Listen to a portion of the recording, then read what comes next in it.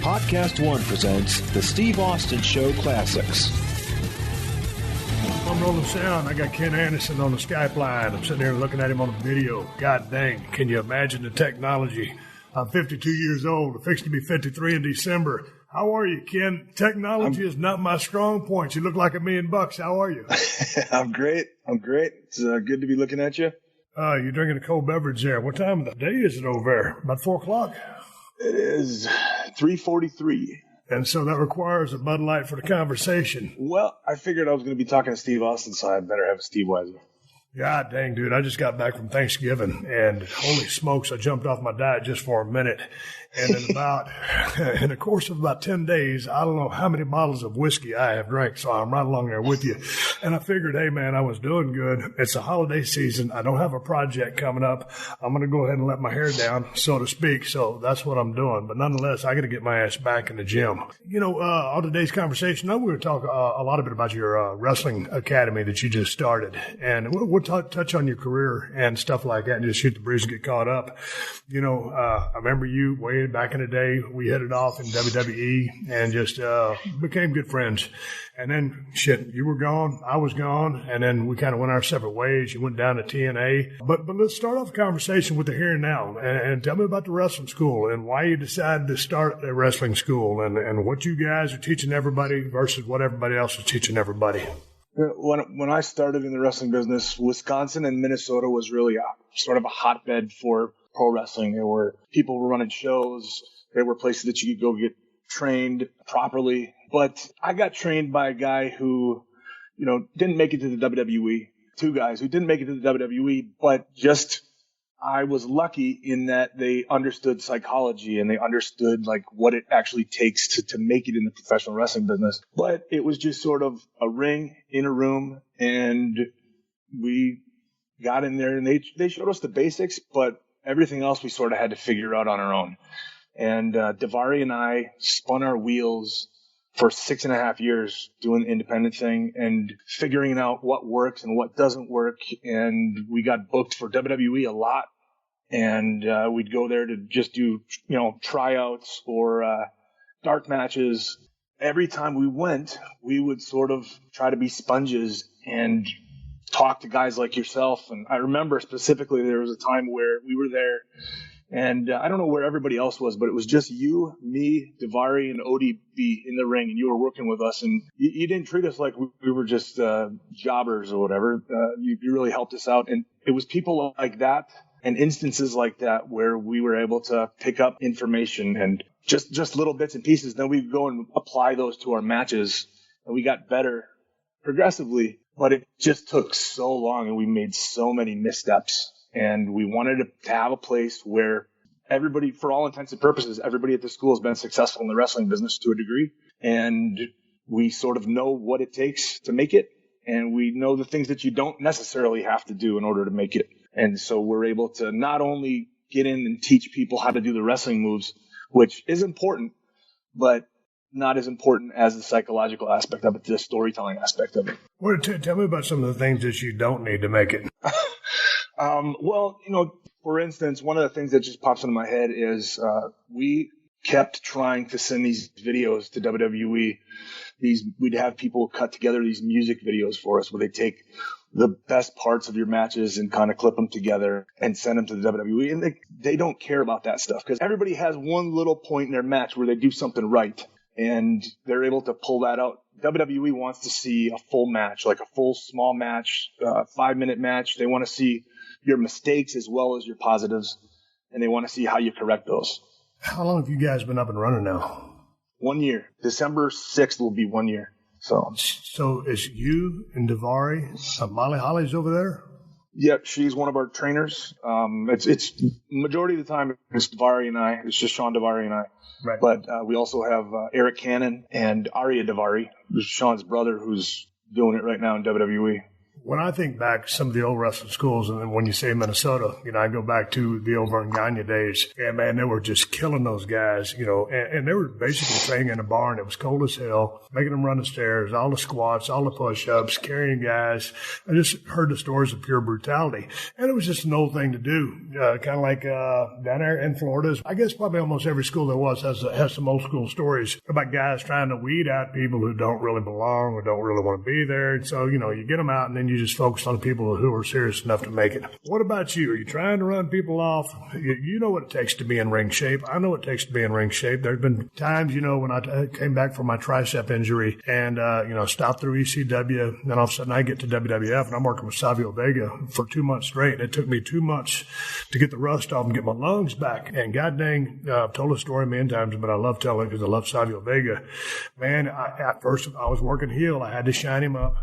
So then I had to get some heat on him, but I was too blown up, so I just laid in a rear chin lock on my heat, and then I had to flip-flop and fly for him to make his comeback.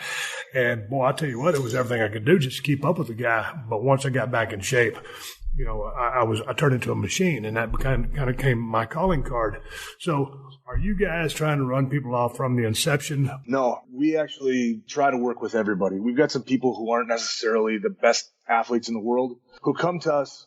And for instance, we had a guy who, he couldn't bump, he couldn't run the ropes, but he tried. He tried his butt off every single week for about 3 months. And we just kept working with him. And he kept we do private sessions too. He would come for private sessions, booked, and went through about 15 of them. And eventually he came to us and said, you know what? I don't think the wrestling thing is for me, but I'd like to try my hand at being a referee.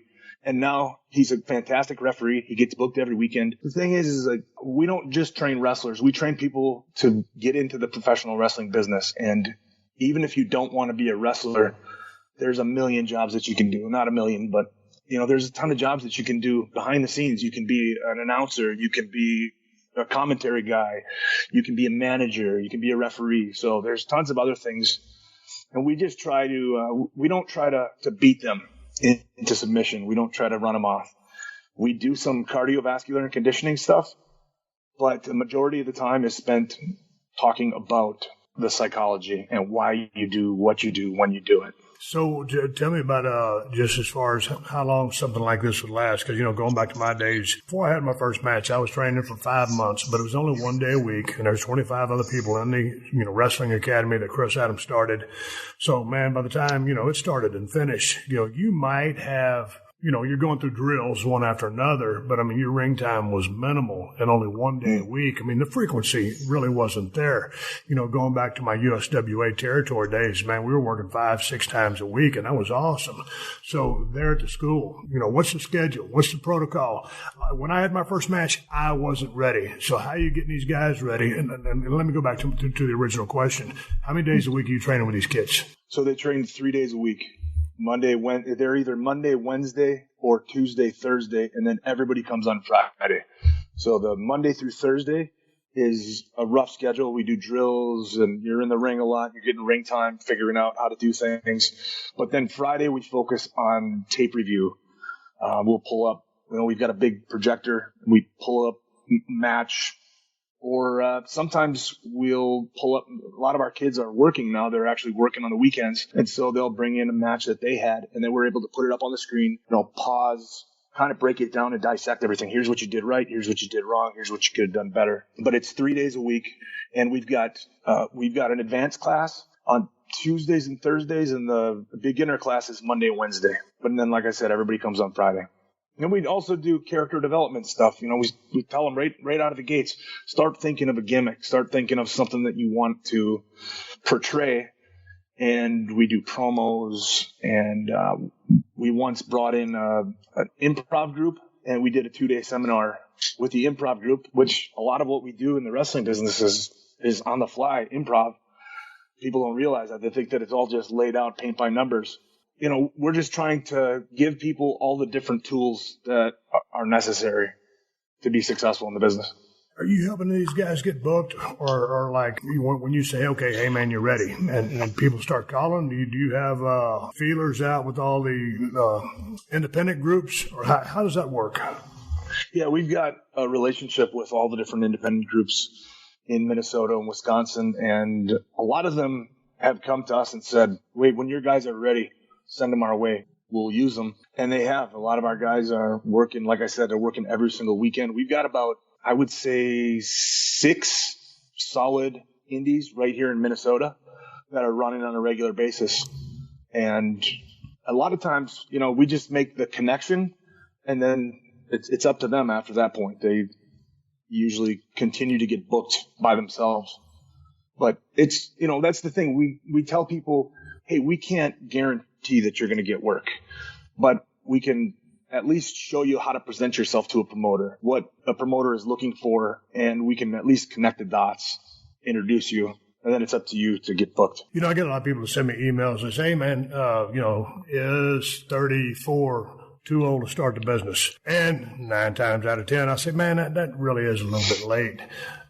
And they'll re-email me, but hey, man, if I just want to, get on the indie scene, or if I just want to learn how to wrestle, am I too old? I said, no, man, if you just want to learn how the business works, if you want to learn how to work a match, you want to learn the mechanics, you want to go to wrestling school for, 3, 4, 5, 6 months and just, hey, man, for something to cross off your bucket list that you did, I highly recommend it. I mean, it'll give you a whole different appreciation of the business, or you might watch the business in a different fashion. If you get any people like that, you just want to say, hey, man, I just want to learn how to work. I'm probably not going to end up at a WrestleMania main event. Hey, but I just want to do it. We've got a guy who started with us in December of last year who is 42, I believe. Yeah. And when he came to us, he said, I have no delusions of grandeur. I don't think I'm going to be in WrestleMania, but it's something that I've always wanted to do. I'm not getting any younger. And his girlfriend or fiance or whatever kind of kicked him in the pants and said, do it. Do it now. Look, there's a wrestling school here. And he comes, and he's another one of those guys that he's not terribly gifted athletically, but he's got a ton of heart, and people really like him. And, the character stuff, when he gets in the ring, he actually is very good in the character department. And we've got a bunch of guys like that. How many guys you got, or people, women as well, how many people you guys got in the school right now? So I believe we're at about 80 students total from the time that we started. We've got about 30 to 40 right now that come on a regular basis between the 2 classes. Is Molly Holly there on a regular basis? No, she's not here very often, but she does like to come by, and every once in a while she'll come in on a Wednesday and talk, or a Friday when everybody comes together, she'll come in and talk about, her story, how she made it, how she wasn't supposed to make it. She was working as a Subway sandwich artist, and somebody said, hey, I think you could be a wrestler. And she's really good at kind of breaking down.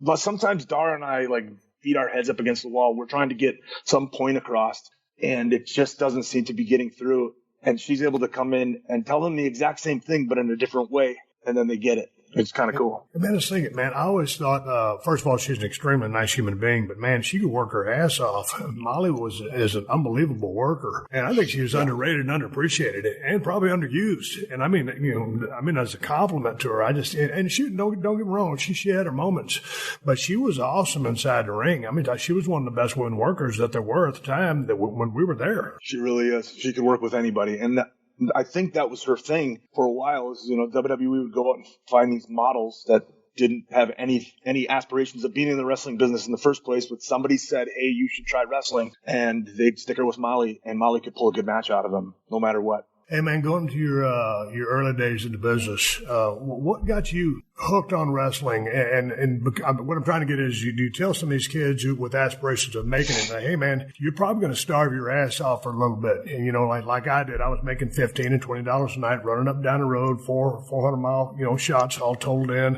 And I was starving, literally. That's just the way it was. You coming in, the dues you paid. What do you tell these kids about trying to break in? Because, man, when I look at the business these days, man, I think it's as hard as it ever was to get in the business. Back in the day, they used to, crack on you, try to beat you down. But these days, because of just the looks and the way the business has evolved athletically from a performance inside the squared circle, it's as tough now to get in as it ever was. For me, I always tell them, if you're expecting to make a ton of money out of the gates, forget it. It's not going to happen. It happens for a couple people here and there, but those are outliers. And I tell them you have to get some sort of pay, I think, for your work. Otherwise, you got promoters using guys for free. So if I'm using these guys for free, I don't have to pay anybody. And it kind of hurts everybody to fuss over $50 or $25 extra. To me, when I got in the business and I decided this is something that I want to do and I want to make it, I looked at the independent scene as my college for getting into a profession. It was my college football for playing in the pros. And a lot of times people, if you want to be a doctor, you go to school and you spend $250,000 in 10 years of your life. And then that there's a light at the end of the tunnel and you're going to be able to make that money back. So, in this business, there aren't as many guarantees. Like there's more of a guarantee to be a doctor if you put the time in than there is to be a pro wrestler. It's kind of I believe the statistics are a lot more in the favor of, if you want to be in the NFL or the NBA or Major League Baseball, they hire hundreds of people a year out of college. WWE hires maybe 100, and that's probably being generous. And of that 100, maybe 50 make it to TV, and of those 50, 10 make it to the main roster. And how many of those people then end up, being successful or being a mainstay for the next 5, 10, 15, 20 years? Again, I get a ton of emails. Hey, Steve, you got a good wrestling school that you would recommend. This is before I knew about yours.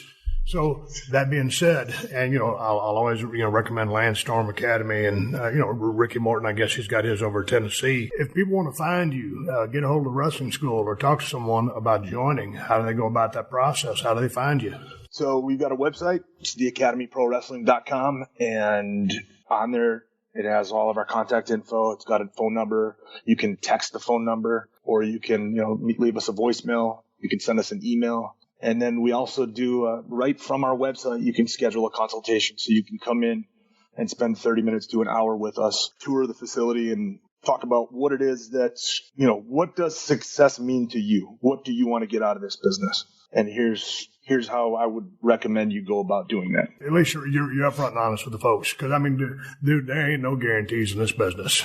We're real upfront and honest with them about even if they're athletic and have all the tools, it's still not a guarantee. Right.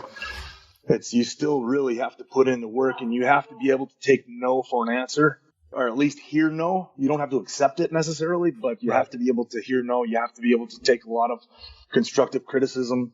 And, once we get going, we're not easy on our students as far as, somebody gets in the ring and we tell them, pay attention to detail, do it this way, and they don't do it that way. I turn into a drill sergeant really quickly. How much are you mixing it up in the ring with the students? Oh, yeah. We're in the ring with those students regularly. I won't necessarily get in there and take every single bump. I usually try to use one of our students that already has some experience. Like, here are the mechanics of it. Here's how you do it. If they're still not getting it, I'll get in there and take a flat back or show them what it actually takes. And we'll also wrestle our students from time to time. So one of the things that we like to do when you actually have enough experience and you're figuring things out that you can put together a little 5-minute match, we'll pair people up and say, have a 5-minute match, tell me a story, don't get crazy. I don't want to see moonsaults and things like that. But sometimes if we feel comfortable enough, or even if, occasionally there will be somebody that we feel could be dangerous to work with our other students, rather than put them at risk, we'll take that on ourselves and get in there and just try to keep it as simple as possible. Because, we know how to sort of put ourselves in a situation where we're not going to get injured. Hey, man, when did you start watching the business growing up down there? So I was a late bloomer. I didn't start watching until I believe it was 96 or 97. I actually disliked wrestling when I was a kid. I watched it briefly, when Hogan was having his big run. I watched Saturday Night's Main Event a few times with my dad, and then I fell away from it. And my buddies, a couple good buddies of mine, would always talk about wrestling, and I was like, man, what are you watching that stuff for? It's stupid. It's fake. And it's a bunch of guys rolling around on the floor with each other. And one night, I was at my buddy's house. We were playing cards, and he said, hey, man, we're going to watch wrestling tonight. I was like, no, we're not. He's like, yes, we are. You're going to watch. There's this guy who's really making a name for himself right now. He's the best. He's the coolest thing in wrestling right now.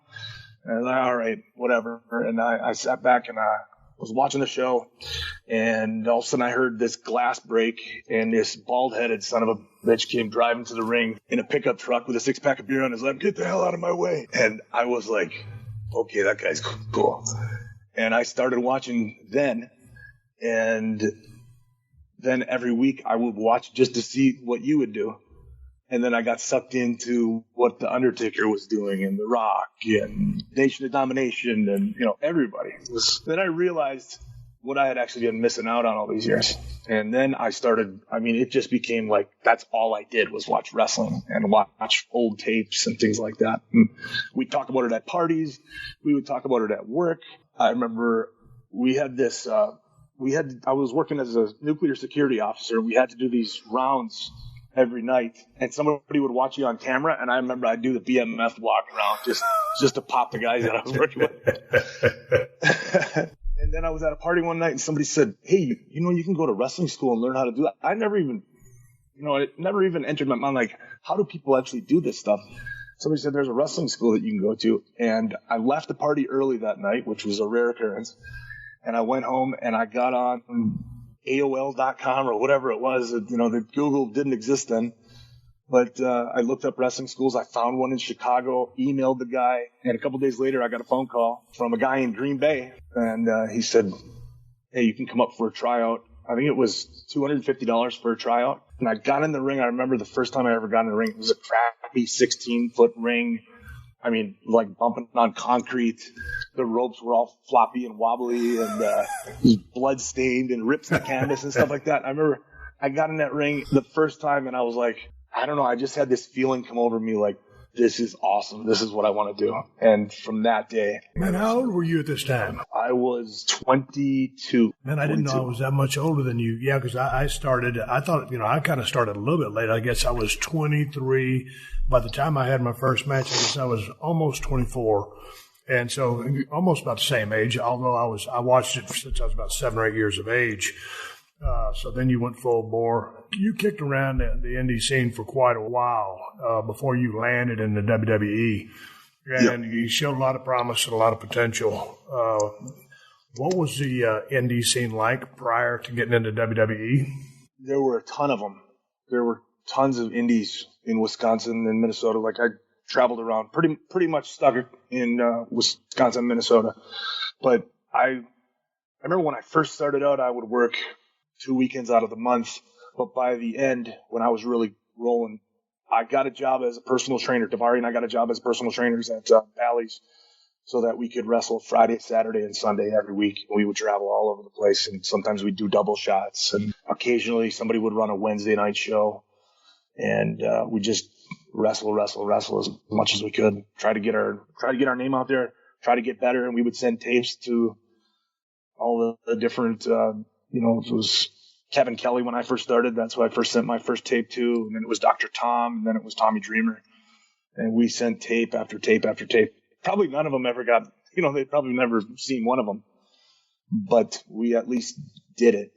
And then anytime WWE would be coming to the area, and I'm talking like the area meaning a 15-mile or a 15-hour driving radius, Yeah. I would drive 15 hours to Cleveland to wrestle, just to have an experience to wrestle for Sunday Night Heat or Jacked or Metal or whatever their shows were at the time, and drive back. What do you think about the way the business has evolved from your time on the indie scene to your time in WWE and then going on into TNA? And I know you've just recently done a little bit of stuff for Ring of Honor, but just going back from the old school days or what you grew up watching, myself, Undertaker, Rock, Triple H, Mankind, and Degeneration X, all those Attitude Era guys, from that style to what the business has turned into currently. Because I would imagine with your school, you're spending a fair amount of time at least studying or watching Monday Night Raw and SmackDown. Stylistically, your thoughts on the way the business has moved forward. So the thing that's frustrating to me is that it seems like guys and girls are told exactly what to do, paint by numbers. It's not, just go out there and try some stuff and see what works and what doesn't work. And it's just, people are handed a script and said, say this exactly verbatim. That's kind of frustrating to me. I wish that more people were given the opportunity to fail on their own or succeed on their own, right? That's the only thing that really frustrates me. But I like the wrestling. I like watching the shows. I mean, I don't like watching the shows necessarily, like Raw and SmackDown, but when they have the big matches, I love, the build up for those matches is always amazing. And they're always given a ton of time. It's just the guys that are on the undercard trying to get over. I think that they're sort of hamstrung and told, don't think for yourself, do it our way because it worked for us. So it's definitely going to work for you. And that doesn't seem to be successful as much as, how many guys has WWE hired in the past where like a guy like a Brock or a Kurt Angle and taking him right out of college, fresh, no experience at all, giving them the tools, told them to do exactly, do it this way. That's kind of a rare success rate, I think. You got more people that they tried that with that failed. Am I making any sense here? I feel like yeah, that makes sense. But what do you think? You sent me a text message a couple of times, and you said, "Hey, man, send me a couple of matches that you dug from back in the day." And I probably sent you Ole and Arn versus Rock and Roll, or a Midnight versus Rock and Roll, and going back to that style of work. And what I'm talking mid to late 1980s. And then you come up on Attitude Era stuff. And now as we are here in 2017, with the business moving so quickly, it's just like the game of football. I know you're a huge football fan. As you look at the game of football, it's sped up tremendously with all the hurry-up offense. You don't have John Madden out there, telling the stories almost like a Jim Ross or a Gordon Soley or Lance Russell. And you got the guys, it's just rapid fire. So the game of football has changed. The guys are getting smoked, injured damn near every other play. With the business of pro wrestling, I just mean stylistically, the way, put this way, it's almost like trying to, because everything's so accelerated in a short attention span theater, it's putting 10 pounds of stuff in, maybe a 5 or 8 pound bag. Back in the day, you would go to the ring or I would go to the ring and, in a 10 to 12 minute match, you might have a couple of high spots. There's going to be some heat. Then you're going to go home with a little bit of a comeback. And these days, there's just a lot more action involved within the product. Are you copacetic with that? With you teaching your school, the only thing that I see that is, there's a more athletic style in the ring. I dig that. The guys and girls are better athletes than I was. And a lot of the guys that were around me were. But when you're putting so much stuff into a match in such a short amount of time, when I see a guy just automatically jump up and start heading to the next spot, and you're telling me exactly what you're doing instead of letting the guy do it for you, and it's just, to me, the illusion is gone. But when you're able to see the magic that's happening, it's like Copperfield, this king of the illusion, if all of a sudden you know how he's doing everything, it kind of takes you away as the person watching to enjoy. Does that make sense? That business is so sped up that you can see what's coming next because of all the tells. I'm a huge fan of Stephen King, and I think a lot of times his books, I read a ton of his books, and they were almost maddeningly slow with the character development and, placing all these little bits and pieces, these little breadcrumbs. But in the end, if you stuck with it through to the end, it was fantastic. It was the best comeback ever and the best finish. Yeah, nowadays it's just so fast paced that people don't have a chance to sell.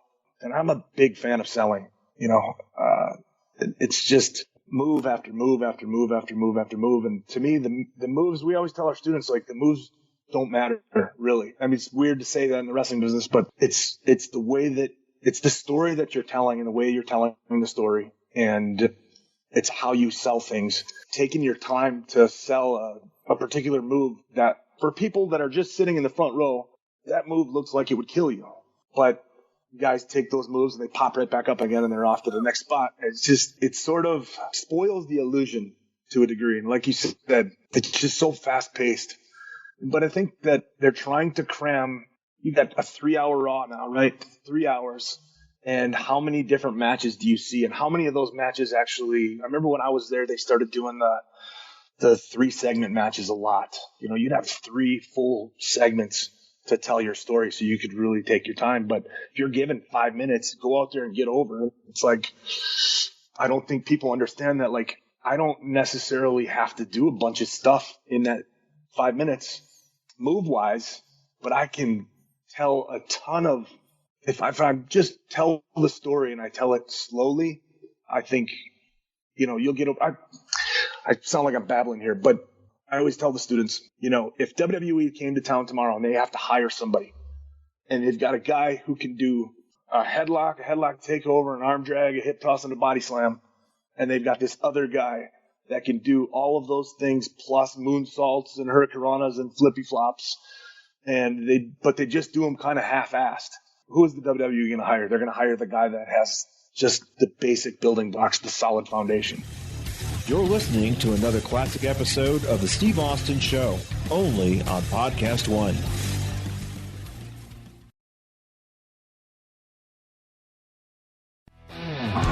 The Steve Austin Show. The Steve Austin Show.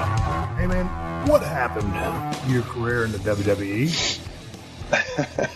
I mean, you were there. And I just thought, hey, man, this kid's got a lot of potential. But it just seems like there's a little bit of politics going on with your run. There was, but from time to time I sit and try to figure out, because I want my students to learn from my mistakes as well as my successes. You know, and anytime I get a chance to open up and share stuff that I look as missteps in the business, I try to share it with them. You know, the big thing is I was getting a really good push, and I always tried to maintain that humility, tried to be as humble as I possibly could. I know this can be taken away from me tomorrow, but at the same time, you start to believe your own bullshit a little bit. And that when Chris Benoit did what he did, for some reason I felt like the entire world needed to know what Ken Anderson felt about that. You know, and I went on some news talk shows and things like that. And then the whole steroid thing, which I think was a huge kind of a misconception. You know, people knew part of the story, but not the entire story. And if you tell your side of the story, then you're being defensive. But if you say nothing at all, you allow those people to just fill in the spots. And that's what happens. You know, it was that kind of stuff. And also, when I was on SmackDown, I started my career in WWE on SmackDown, and I was able to earn the trust and the respect of all the top guys there. Everybody, really. I don't think it was just the top guys, but I felt like I had earned the trust and respect of all my peers. And when I went over to Raw, I sort of, for some reason, felt like, oh, you know, I've already earned that respect. I'll just have that respect will carry over with me. And I didn't take the time to humble myself again and kind of start off as a new guy. Does that make sense? Yeah, I mean, you're working with a different crew. You roll in with, hey, man, I got the swagger. I'm over here, so I'm going to be over there. And, you know, I guess you roll in, all of a sudden, man, people may think, hey, man, this guy might be a little bit full of himself. Hey, man, you used to hang with the other crew. You know, you already paid your dues. You know everybody. So maybe it was a case of something like that. And my style was, I always try to emulate a real fight as much as possible. You know, if you watch UFC, nobody ever takes a crisp, flat back bump. Guys fall into the ropes sometimes. You get punched, you land on your ass, you pop back up. I would also, I'd cover up a lot. You know, if somebody was striking me, I wouldn't just give them the old school clean, you know, punch, and they punch you and you put your head right back in the same spot. Or if somebody would chop you, I wouldn't do that. And I remember Taker pulling me aside one day, and he was like, keep doing that stuff because it's unique and it sets you apart. But he said, I'm telling you right now, you're going to get over to Raw, and there are people that you're going to come into contact with that aren't going to appreciate that. They're going to think that you're being difficult to work with. And instead of taking his advice, I just kept doing what Ken Kennedy was doing over on SmackDown and didn't try to, you know, open myself up. And so I think certain people thought that I was difficult to work with when I was covering up and things like that. That's interesting. You know, Taker used to cover up like that. He'd give you the openings, but he would cover up like that. I wouldn't cover up, but I would just make it look like I was trying to cover up a little bit, or somebody chopped me in the corner. I would cover up, sort of walk away. They'd come to grab me. I'd even shove them off, you know, kick me or do something to me, and I'll give myself back to you was the way that I thought. You know, there's so many people. It's funny because some people say, "Hey, man, you know, why would you ever send anybody into the ropes?" Well, you know, on one hand, that could be a logical, you know, question, but you know, you're in pro wrestling, so sometimes you hear people get really, really caught up and think shoot but work. Okay, that sounds good, but again, it's pro wrestling. You have to entertain, so you have to be able to understand when you've got to, you know, hey, okay, I know this is, you wouldn't do this in a real fight, but you're not in a real fight. You're trying to, you know, and sometimes you're trying to simulate a real fight, but at the end of the day, man, you're putting on a show. So sometimes you want to work as logically as possible, but sometimes you have to throw logic out the window. You just have to know when to do that. Yeah, and that's a fine line, and it's hard to sort of navigate those waters sometimes. What was the biggest difference? You spent a pretty good amount of time in TNA. What was the biggest difference between what they were doing in TNA and what you were doing in WWE? When I was at WWE, it felt like, at least towards the end, like everybody's walking on eggshells. Everybody's worried that tomorrow might be my last day. If I say the wrong thing or do the wrong thing, I'm going to get fired. And when I got to TNA, and I think that's the sort of management style, or was the management style at WWE. It's just the way that they always wanted everybody to sort of be on edge. And when I got to TNA, it just felt like, go out there and do your job and do it to the best of your ability, and we're cool. There weren't any politics. I didn't feel any politics or anything like that over at TNA. And the biggest difference for me was, you know, Eric Bischoff was a big part of me coming to TNA. And when I got there, he said, I know that they've been sort of hamstringing you to a degree at WWE and telling you this is what you have to say, this is when you say it. But he said, I'm just going to give you bullet points. I don't care how you get there. You just here's the main point that we're trying to get to. You figure out how Ken Anderson's going to get there and give it. And that was, I mean, and the interesting thing was, Vince Russo and whoever else was writing at the time would hand me a script, and I would look at it. And a lot of times I would call Paul Heyman. I was really good friends with Paul, and I would say, here's what they've got for me. Here's what I'm thinking. What are you thinking? And a lot of times he would really help me out and come up with a better way to say everything and do everything. And so Paul actually wrote a lot of my stuff at TNA when I first started there. Hey, man, what do you think you would be doing right now if you hadn't gotten into business pro wrestling? Still working security? Possibly. You know, I never could figure out what I wanted to do. Like, everybody in high school, they told you had to figure out exactly what you want to do, and you got to, you know, declare a major and go right now. I could just never figure it out. Couldn't figure out. I always wanted to be in the entertainment industry. And the thing was, I always wanted to do something in entertainment, and I liked working out. I liked sports. I didn't know about wrestling. And then when I found wrestling, it was like, wow, this is all the things that I love, all wrapped into one package. And it just felt like a perfect fit for me. Dude, you were personal training people there for a while, weren't you? Yes. Yeah. I got the job as a personal trainer so that I could, I'm at the gym already. I might as well get a workout in. And B, it gave me the freedom to be able to work. My schedule was Monday through Thursday, and I would work long hours too. I'd get there at 8 a.m. and I'd leave the gym at midnight most nights. And I just train people that whole time, get a workout in here and there.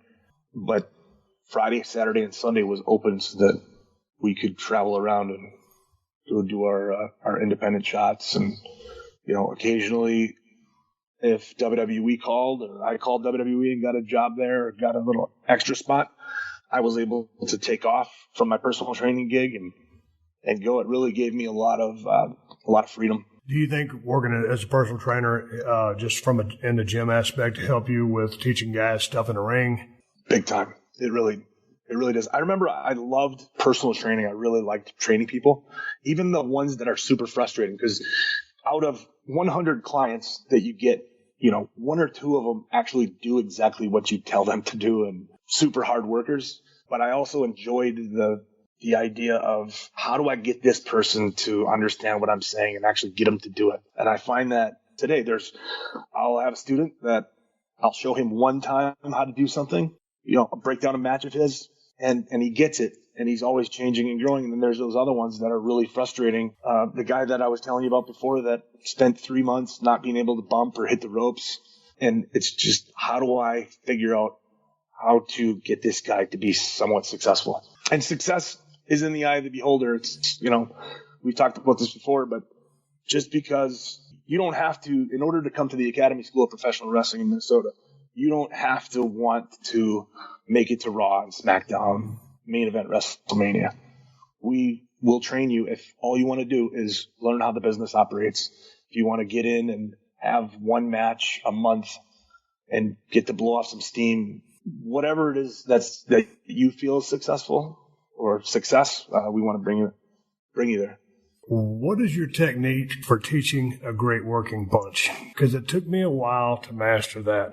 And if I go back and watch some of my older stuff, it was almost like a push punch. It was almost like a 2-stage deal. And I was trying to stop right there at the jawline. And, Chris kind of told me to kind of flick my hand right when I got there. Of course, I ended up stopping that, but that was my default mechanism when I first was learning. What are you telling people? I mean, because it's one of my pet peeves is just the way people hit the ropes is another one of my pet peeves. Lockups are one of my pet peeves. A good working punch. Some of those things. Well, what are you telling people about a good working punch? Those are all my pet peeves too, by the way. They really are. If somebody locks up and they do a crappy lockup, like stop, do it again. Even if, that's not what we're getting to. We're going to get to headlock takeover or whatever, but you lock up like crap. I always tell them, train like you fight. U.S. military trains full bore during a time of peace so that when the war actually happens, you're already used to fighting that way. I always tell them that it's sort of like drawing a bow and arrow or like throwing a baseball. It's kind of like those two things combined. And I always tell them, look, you have to figure out if everybody did everything the same, it would suck, right? The business Absolutely. would suck. You want people to have little differences and variances. So I always tell them, like, figure out, watch some people that you like, and we'll figure out how we do that style. But one of the things that I teach them is to stand up against a brick wall or a post and punch that post and learn how to throw that punch as hard as you would if the person was standing there, because you'll quickly learn how to pull your punch or your knuckles will be dusted up. That's one thing. We've had some students who have booked private training sessions and they come in and all we do is work on punches for an hour. And I think it's super important. I think I always say those little tiny things will lock up. How snappy you are with everything, your punches. You might be able to execute this pretty beautiful move, but it's the in-between stuff that looks like crap. And that's actually, Daivari is at WWE right now, and he's told us the guys on 205 Live do all this pretty stuff, but their in-between sucks sometimes. And when they get back through the curtain, that's what they're hearing. They're not hearing like, oh, that move you did was fantastic. They're hearing, man, your rear chin lock sucked. Your punches suck. Your forearms suck. Yeah, you brought the rear chin lock. That's another one of my pet peeves, the gap. You can't have any gaps in a rear chin lock. Drives me crazy. I think throughout your entire career, I never heard about you, running wild or partying too hard or getting lost in the shuffle. Did you get lost in the shuffle any? I mean, I was hanging out with the drinking crowd, or I was a drinking crowd. How did you maintain your sanity on the road? Did you have any vices? Yeah, I would say when I was in WWE, I got into the pills a little. Did you? A little too much, yeah. I was real good at like keeping it on the DL. Only a certain handful of people knew about it, and I was able to keep that really quiet, and not everybody didn't. It wasn't public knowledge that Ken Anderson was a partier. But yeah, I did. Pain pills? I regret it. The somas or muscle laxers and stuff like that? All of it. Mostly the pain pill. Vicodin was my vice, just because I was able to function. You take a couple Vikes, your body feels great, especially if you're running that hard for that long. You're on the road 5 days a week. Felt like 10 spine busters a match from Batista for about a year. That sort of adds up day after day. So just pop a couple Vikes. Whew, I feel good. I got some energy. I'm sitting here talking to this person and they don't even know that I'm and I got a couple of Vikes in my system. So, man, I had a couple of Vikes. If things were bad, I had 3 broke transverse process in my back from that one incident in Meadowlands. From all the bumps and bruises. You know the deal, dude. I mean, your whole body can't hurt at times, but I was just never one of the guys who got strung up on them. I was, I enjoyed my alcohol after the matches. The whiskey, vodka, beer, whatever it was. But yeah, pot of coffee, 2 Vikes. I'm feeling good. So I just, dude. I mean, I would never take over 4 or 5 Vikes in a day. And that's candy compared to, what a lot of guys, talking to Dale Wilkes, 50, 60, perks or Vikes or whatever. What kind of numbers were you doing with those things? I spent 1 year. I remember when it started becoming a problem, my ex-wife came to me and just set down a piece of paper and she said, "You've spent $35,000 this year on Vicodin." Dude, are you kidding me? No, I'm not kidding you. I'm not kidding you. I would order 1,000 Vikes at a time, and I'd go through them in a couple weeks. I was also very, I was giving them out too to my friends. Right. I was good at sharing. $35,000, and how stupid is that? How'd you get off of them? You know what? Interestingly enough, the WWE at one point, I remember I had surgery on my shoulder, I believe. And I was actually, when I came out of that surgery, I was in a lot of pain. I actually could have used some pain pills. And Doc Andrews, he was very conservative and gave me like 20 or 30 10s. And I burned through those in a couple days. And then I called him back for a refill. And then he gave me like 10 more, and I burned through those right away. I called him back. I was like, I'll get one more refill out of him. And that one more refill turned out to be Johnny Ace called me and said, "Kenny, they think you got a pain pill problem. We're sending you to rehab." So they actually sent me to Hazelden and for an evaluation. I was embarrassing. It was super embarrassing because I was actually with my family, or with my ex-wife's family. We were spending time out in San Francisco. Her great-grandma was there. Her mom and dad were there, her sister. And I had to tell them that WWE is sending me to get an evaluation at Hazelden. And I actually went, and 5 days later, they let me go. And they said, "You don't have an addiction problem. You just have an abuse and pain problem." And I quit. I actually got on Suboxone for a while. Yeah. Which is like, and the only reason I got on the Suboxone was because I didn't want to go through the withdrawals. And I was like, I can't be working this schedule going through withdrawals. So I got on the Suboxone. And then one day I just decided, okay, I'm done with that too. I didn't want to be, I felt like a slave to that stuff after a while. And it didn't make me feel good. It wasn't like, it doesn't get you high. It just, it is a good pain reliever. And then I just said, like, I have to do this. I have to get off this stuff.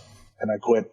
And I actually experienced 12 days of withdrawals. I laid on the couch and shivered and took hot baths and things like that, and I just quit. Do you tell your kids coming to that school about the vices of living on the road and all the traps that are laying out there for them, and they're very easy to get into?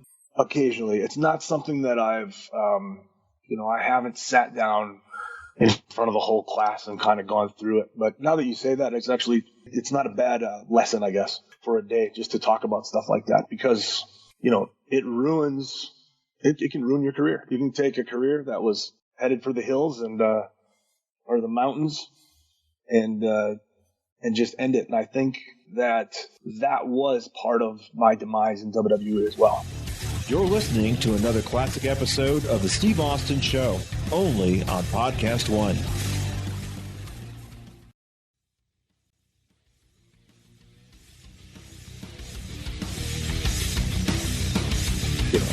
A lot of times, where it's NFL, NBA, Major League Baseball, I think a lot of times they'll have, I guess he's kind of like a symposium or whatever for these guys that are just coming out of college. And, now they're, from being, athletes that are not getting paid to athletes that are getting paid, a lot of money. Hey, man, here's some of the things, take care of your money, just kind of give them the 411. And so, I think in wrestling, a little bit of 411 about some of the pitfalls or traps that you can get into, just because, dude, when I came out of North Texas State University in 87 or 88 was my last year, and I got into the pro wrestling school in 89. I broke in the back half of 89. I remember riding, we were doing a show. I was living in Denton, Texas, which is right outside of Dallas. We were riding to a show in Oklahoma. I was riding shotgun, and the person beside me says, "Hey, man, you want a bike?" And, dude, I'm a straight-laced kid out of South Texas. All I did was play football, run track. I was an athlete, lifted weights, and I was drinking my beers and my whiskey, but I didn't know anything about a pill. I looked at him and I said, man, what's a Vike? Yeah, it's a pain pill. You want one? I said, man, what for? He gave you a little bit of a buzz. Well, I don't really need a buzz, but yeah, okay, I'll take one. So, you get introduced to a lot of stuff, man, living on the road with a bunch of guys. I mean, things that I never thought were humanly possible. I remember back in the day when, the GHB was going around. I never saw the New Bane, heard about the New Bane. New Bane was introduced to the wrestlers by the bodybuilders. I never saw that. I know a lot of guys that got into it. But, dude, my point is, there's just a lot of shit that can happen once you get in that damn business. I mean, there's a lot of shit that can happen in life. But specifically in the entertainment business, which pro wrestling is a part of. I never thought in a million years that I would have that kind of a problem or that kind of abuse, right? I remember the first time somebody gave me a pain pill, and I was just like, man, I've got energy. I'm not, it doesn't make me sleepy or drowsy. I've got energy, and my body feels great. If I could just get my hands on one big stash of this could last me for an entire year, and I wouldn't have to. I'd just take one or two a day, and it'd be fine. Well, that one or two turns into 5, and then 10, and then 20, and it just, the numbers keep going up and up and up, and then pretty soon you're just taking them just to feel normal. You're not even taking it for pain anymore. You're taking it so that you don't have the withdrawals. Like in the morning, you start to feel that cold, clammy skin, and I better take a couple now. It doesn't even get you a buzz anymore. But it's amazing. I thought that I had everything under control, and it gets away from you. It does. Well, let's get off that. Let's go back to the wrestling school and wrap this thing up. How long does the school last? I mean, do you sign up for a set amount of time, or if you reach that amount of time, do you sign up for another length of time? How do you do that?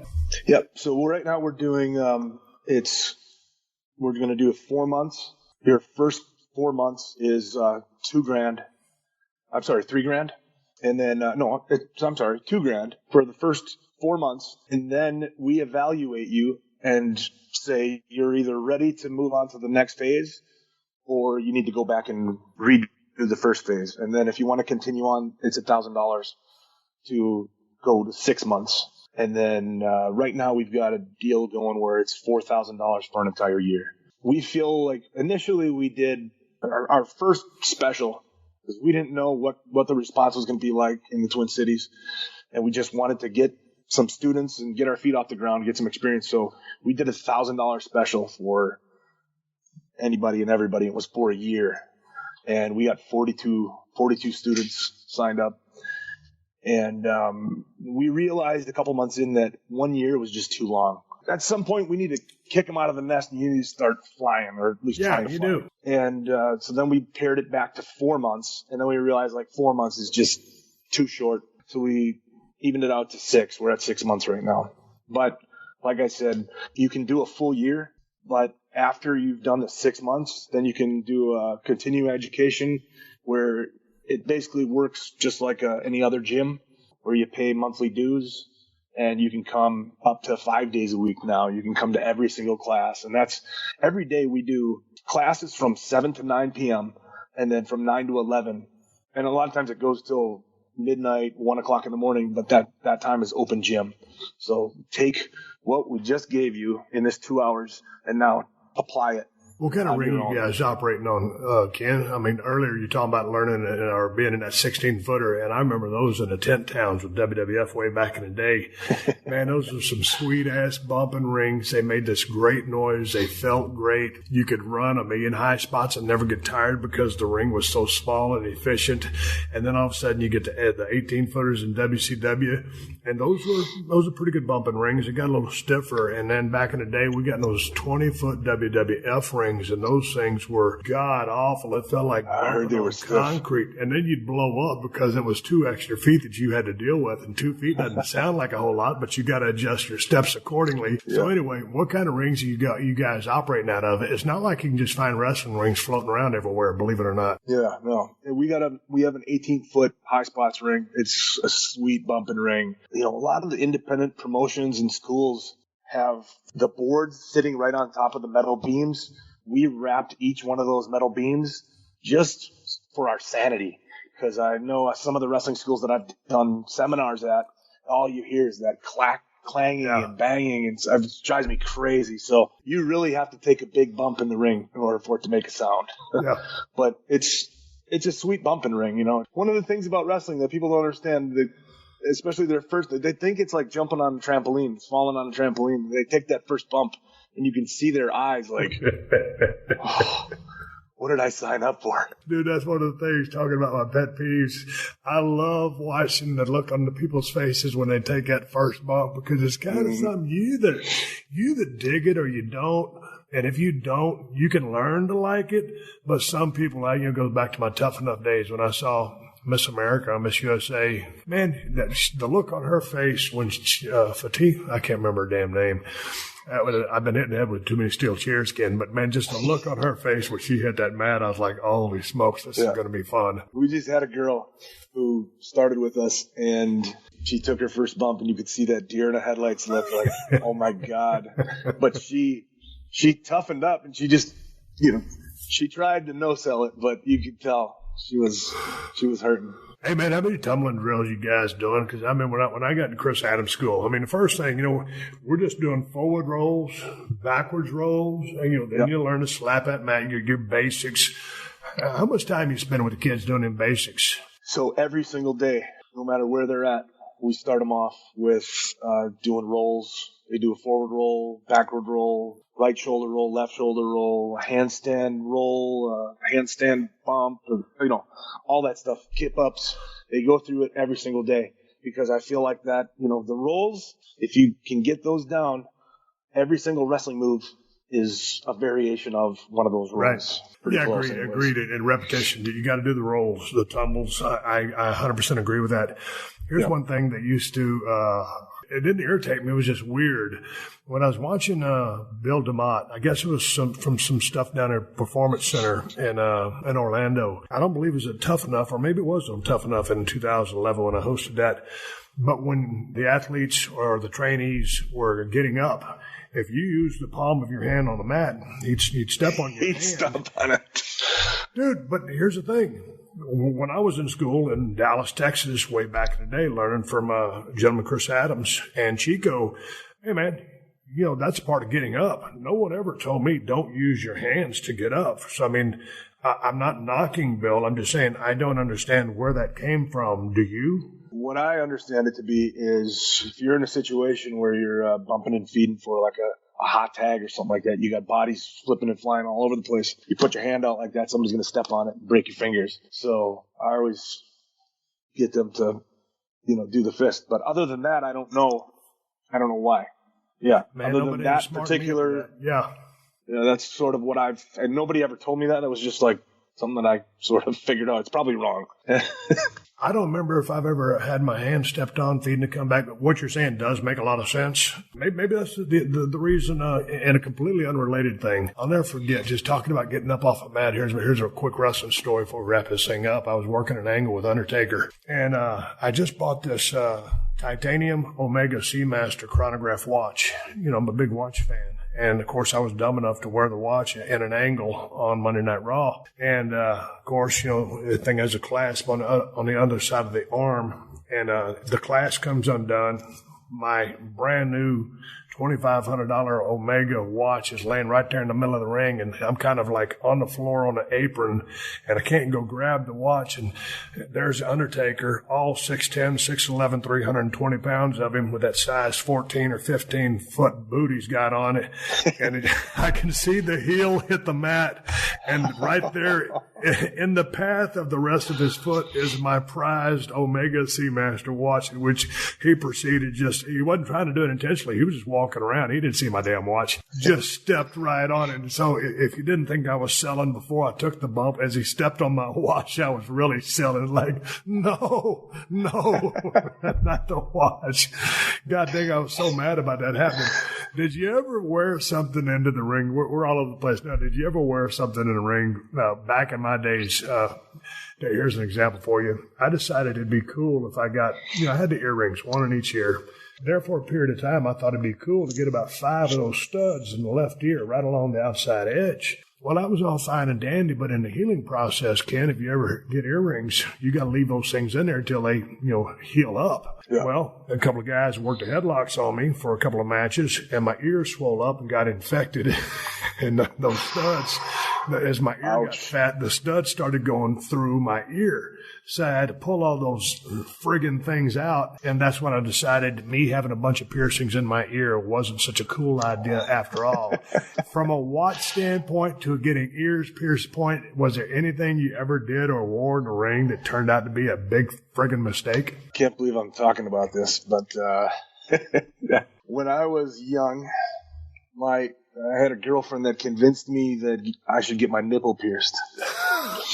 So I had my left nipple pierced when I first started out in the business, and I didn't really think anything of it. I made it through training camp just fine and several matches, and then one day somebody chopped me. And, every once in a while you catch a chop right on the nipple. Yeah. And it didn't tear it out, but it was bleeding and it sucked. And it was that point that I decided to take it out. I don't know what got it in my head in the first place that I decided to get my nipple pierced. But did it hurt when they did that? It did. It was excruciating, but it was just real quick.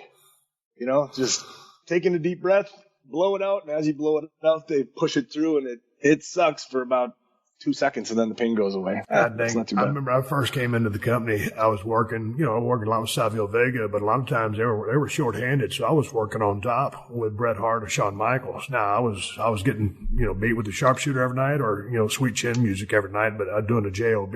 But hey, man, when you're first in the WWF, you're a mechanic. They don't really have any plans for you, and you're working with two of the best workers that ever worked in the business. That's pretty cool, right? Right. And I remember Shawn Michaels at the time. He was working with that navel piercing.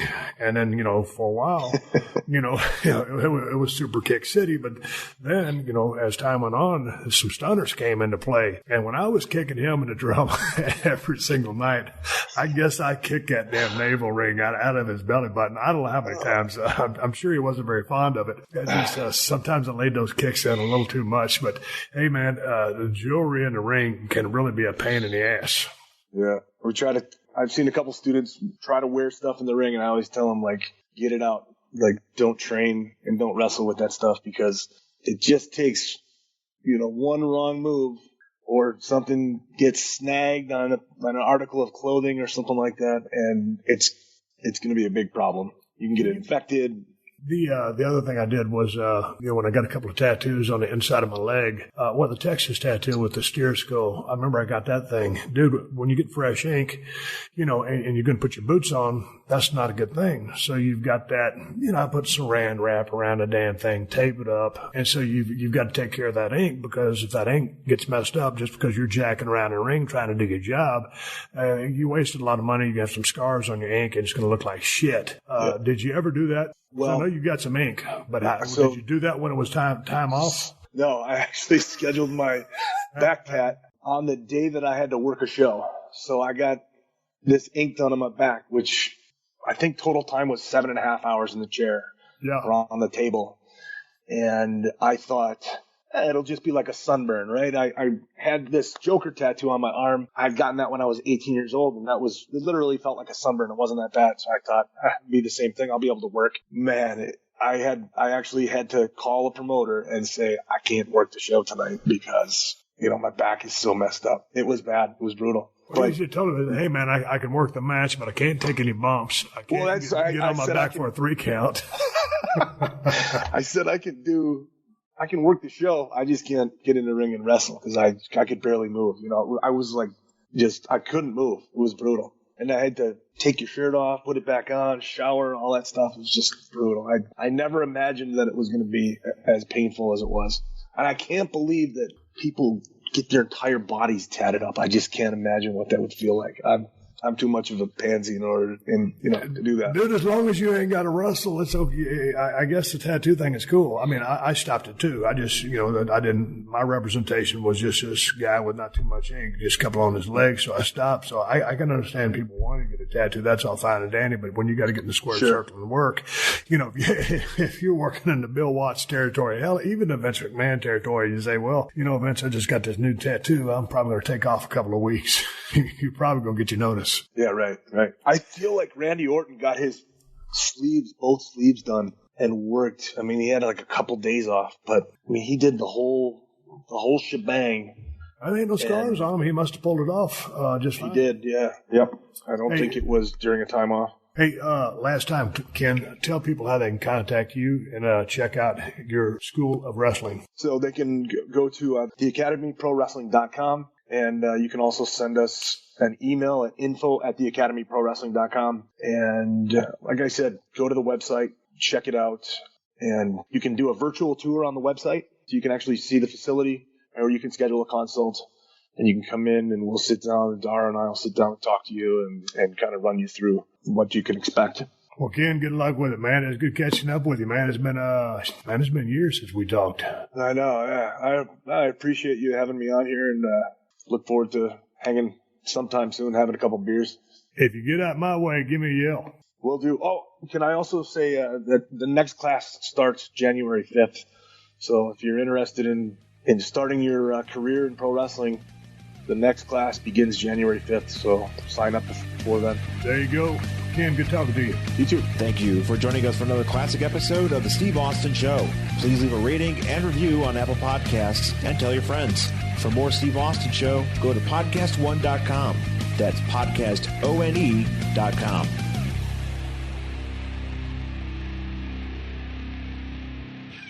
Got summer movie plans? Pluto TV's Summer of Cinema has hundreds of free movies to stream all summer long, no matter where you are or what you have planned.